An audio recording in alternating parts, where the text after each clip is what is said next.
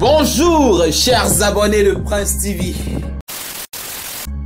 On poursuit maintenant avec Kérosène qui a décidé d'apporter son soutien à son ex-binôme Zéphirin avec qui il a formé le groupe Boulevard DJ. Voilà. Apparemment, son ami était du côté du Congo-Brazzaville. Voilà, il était, je sais pas s'il chantait là-bas ou il faisait quoi. Il est de retour en Côte d'Ivoire et il a décidé de lancer sa carrière. Et qui de mieux que son ancien ami, son vieil ami, même si à un certain moment, les gens ont raconté qu'il a voulu l'empoisonner. Voilà, Kérosène a failli être empoisonné par son ami, qui a failli être léché par la foule du côté de Yopougon. Je crois que c'est Sipores, non? Voilà, mais bon, trop de choses. Il a le cœur blanc et il a repris son ami, il a repris la main de son ami. Ils sont allés chez Baby Philippe. Baby Philippe, la machine à hit. Baby Philippe, trop de choses, ce gars-là. Bon, on attend de voir ce que ça va donner. Zéphirin a été clair, il est de retour en Côte d'Ivoire pour relancer sa carrière. Je sais pas s'il va faire du zouglou ou du coupé décalé, mais des deux côtés, le bâcher est saturé. Bonne chance, beaucoup de courage à toi. Sans oublier que Kérosène prépare actuellement un featuring avec DJ Venom. Bon, regardez un peu le niveau des voix, il y aura trop de choses. Et tout ça sous la même mise, sous la coupote, sous l'organisation, sous les instrumentaux de Baby Philippe. Il y a trop de choses dans ce mouvement Kérosène. On continue. Prince TV. On poursuit maintenant avec DJ Arafat, Yorobo, Birus Sama, Daishinka numéro 1 du coupé décalé qui présentement fait le tour des radios pour vendre, pour promouvoir, pour parler de son nouvel album Renaissance. Alors, de ces nombreuses interviews, on a retenu beaucoup de propos. Déjà, DJ Arafat a prodigué de sages conseils à Ariel Chené et Safarel, quand bien même eux, ils sont déjà assez mûrs, hein, de ne pas se laisser emporter par la vague des clashs, parce que nous-mêmes, dans le coupé décalé, là, on aime trop comparer les gens, puis après, ça provoque trop de choses. Conseil d'Arafat à Safarel et Chené, ne vous laissez pas berner par les comparaisons, voilà. Après quoi, la question de savoir si Debordo était réellement à son concert lui a été posée. Arafat a dit que dans l'immédiat, il ne savait pas. C'est à la fin du concert que l'information a été divulguée. Pendant que moi, je faisais mon décryptage du concert et de l'album, je vous ai dit peut-être que Debordo était réellement là et vous l'avez chassé en le huant. Parce qu'à un moment donné, l'animateur a annoncé Debordo Likoufa Bakacha, le maître, le Mimio, pas la nation, le Visagara. Et vous avez crié, bon là c'était l'opportunité pour les deux artistes de se réconcilier. Parce que dans un moment de joie comme ça, je vois pas comment Arafat aurait refusé Debordo, franchement. Mais bon, vous avez opposé, vous êtes, voilà. Après, je crois hier ou avant-hier, j'ai mis un post en communauté youtubeur pour vous demander si éventuellement on pouvait laisser faire une nouvelle réconciliation entre Debordo et Arafat, mais je crois que cette fois-ci là, franchement, c'est à Debordo de faire le premier pas, parce que la dernière fois à Paris, c'est Arafat qui, malgré son orgueil, malgré son titre du numéro 1 de coupé décalé, est venu vers Debordo. Donc Debordo, si tu t'es levé pour aller au concert d'Arafat, c'est que voilà, quelque part dans ton cœur, soit c'est du regret, soit tu, voilà, tu as reconnu que c'est un malentendu, c'est ton frère, c'est ta femme, d'après toi-même. Arafat, c'est ta femme. Arrangez-vous et puis bon, communiquez. Voilà, trop de choses. Dernière information qui, voilà, a tiré mon attention dans les nombreuses interviews de DJ Arafat. Dans un excès de, je sais pas comment le qualifier ça, quoi. Virus, ça m'a dit, lui, il chante plus parce que il y a trop de sons dans son PC. Il a proposé tellement de sons à la maison de production qui ont seulement choisi quelques-uns, voilà, pour son album. C'est-à-dire à n'importe quel moment, DJ Arafat peut lancer un deuxième album.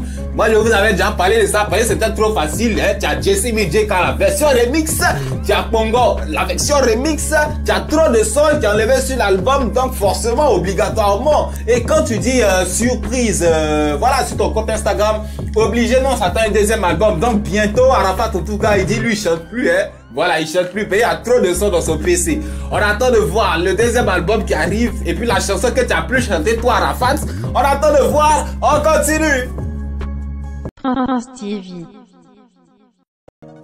On poursuit maintenant avec Debordo Likoufa Bakacha, le maître, le Mimi. Trop de noms dans ce coupé décalé là. Bon, j'ai reçu un mail m'informant du fait que Debordo Likoufa serait, sinon est poursuivi par LTA et par des huissiers de justice. Bon, pour rappel, LTA c'est la société qui avait organisé le concert de base de la paix avec Arafat et Debordo. On sait ce qui s'est passé. Arafat s'est retrouvé seul sur scène avec le concert qui porte son nom. Alors, LTA accuse Debordo Likoufa de sabotage, comme quoi il a voulu boycotter le concert d'après eux, alors qu'on sait que Debordo, il réclamait son argent.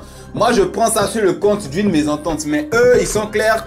Ils réclament 40 500 000 francs à Debordo Likoufa pour non-respect du contrat. On se rappelle que Debordo avait reçu auparavant 13,5 millions. Mais moi, ce que je me demande, c'est l'article 4 du contrat que Debordo Likoufa a posté sur les réseaux sociaux. Parce que l'article disait que si c'est Debordo qui était expulsé, bah, il devait recevoir l'intégralité de son argent. Et on a vu sur les réseaux sociaux que Debordo menaçait, il réclamait son argent, mais c'est LTA qui a fait un communiqué pour dire Debordo, tu n'es plus dedans. Bon, c'est Debordo aussi, hein, on se rappelle du cas avec Sangari. Au départ, c'est Sangari qui poursuivait Debordo, les tickets ont disparu, et puis vers la fin, c'est Sangari qui s'est retrouvé poursuivi par la justice en train de faire une vidéo pour dire, voilà, vous êtes Debordo. Bon, Debordo aussi n'est pas simple, vous le poursuivez, LTA fait bien, parce que l'article 4 du contrat que vous avez offert à l'artiste vous condamne un peu. On essaie, bon, on attend de voir ce que ça va donner. Ça semble déboucher obligatoirement sur une histoire de justice, parce que si les huissiers sont déjà dedans, bon, Debordo aussi n'est pas simple, hein. C'est le gars, tu le poursuis au début et puis vers la fin, c'est lui qui te poursuit. Il y a trop de choses dans le coupé décalé. Il y a trop de choses, je répète toujours, qu'elle dit toujours, il y a trop de choses. On continue. France TV. On poursuit maintenant avec Safking Safarel Obiang qui est présentement quelque peu agressé par les internautes depuis la sortie de son nouveau concept, la danse de la prière. Alors pour beaucoup c'est pas intéressant, pour beaucoup c'est une atteinte à Dieu, pour beaucoup c'est un concept bizarre. Même si l'artiste avait dit que voilà c'est pas un concept en tant que tel, c'est un petit truc avant la sortie du Goyo. Bon les gars même là ils ont des noms hein, dans ce mouvement là. Ketepo, Pataka, Ketebwe, Koto Nakoto. Bon, trop de choses. Et voilà, l'artiste est agressé de toutes parts. On le prend, on le dépose sur First Magazine. Chacun le lapide. Bon, rappelez-vous que la sortie Goumouli. Voilà, j'ai même été parmi ceux qui ont dit, ah, ça paraît, c'est quoi cette technique là, c'est quoi? Mais bon, il a suffi d'une, de deux, de trois prestations de l'artiste sur scène pour nous donner envie de ce concept, pour nous donner envie de bouger, pour nous donner envie de danser, pour nous faire aimer sa chanson. Donc pour le moment, ceux qui critiquent la danse de la prière qui est pourtant, c'est bon, voilà quoi. Vous critiquez, mais quand l'artiste va monter sur scène pour faire de ses chorégraphies, vous allez aimer. En plus de tout ça, n'oubliez pas le featuring qui est en cours avec Sidiki Diabaté. Trop de choses. Et en plus de ça, rappelez-vous quand Safarel était à Paris, il était en train de faire une sorte de clip. On l'a vu à côté d'une voiture de police. Voilà, je sais pas si vous vous rappelez. Bon, je me dis comme ça qu'il y a le clip de décaler le son afro-trap ou bien, je sais pas, rap qu'il avait fait, qui va bientôt sortir. Donc Safarel, nous on te regarde. Moi, j'ai confiance en toi. On parle, mais je connais ta force de frappe, Safking. On continue. France TV.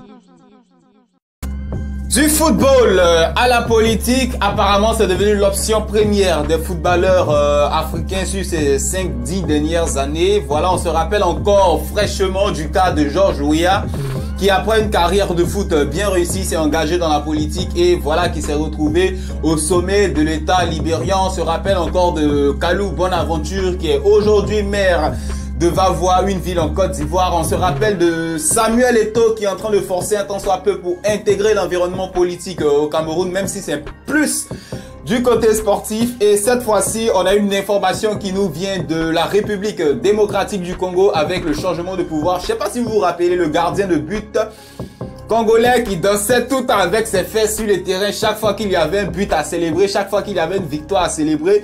Il s'appelle Robert Kidiaba Moutaba. Voilà, il vient d'être élu député d'une province en République démocratique du Congo. Voilà, comme je l'ai appris, il est devenu célèbre grâce à ses prouesses sur le terrain, mais surtout grâce à sa danse. Voilà, il danse avec ses fesses. Bon, là, il est devenu député. Imaginez-le à l'Assemblée nationale en train de voir une victoire par rapport à une loi qu'il a défendue. Imaginez-le en train de danser ses fesses là-bas. Franchement, trop de choses. Footballeur à la retraite aujourd'hui, député dans son pays. Trop de choses. On verra ce que ça va donner. On continue. France TV. On poursuit maintenant avec l'international ivoirien Salomon Magloire Kalou, voilà, qui a décidé de se retirer officiellement de la nation, de la sélection ivoirienne à ses 33 ans. Voilà, c'est pas la première fois. Il avait déjà, il y a quelques années, décidé de partir.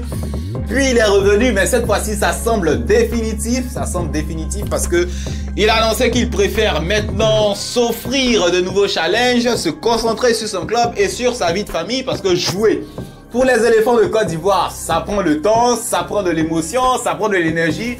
Et puis, c'est pas facile. Il faut reconnaître que les Ivoiriens sont pas assez reconnaissants. Hein. Quand les éléphants pètent comme ça, on veut les égorger. Et puis, bon, on oublie tout le bien qu'ils ont offert à la nation. Donc, trop de choses. Kalou qui a décidé de se retirer. Bon, d'après lui, il laisse la place aux jeunes. Kalou qui a commencé devant nous là. Toi, tu es devenu trop vieux.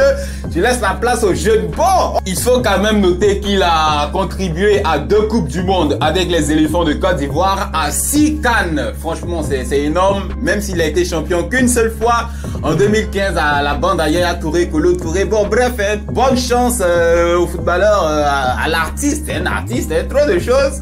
On continue. France TV.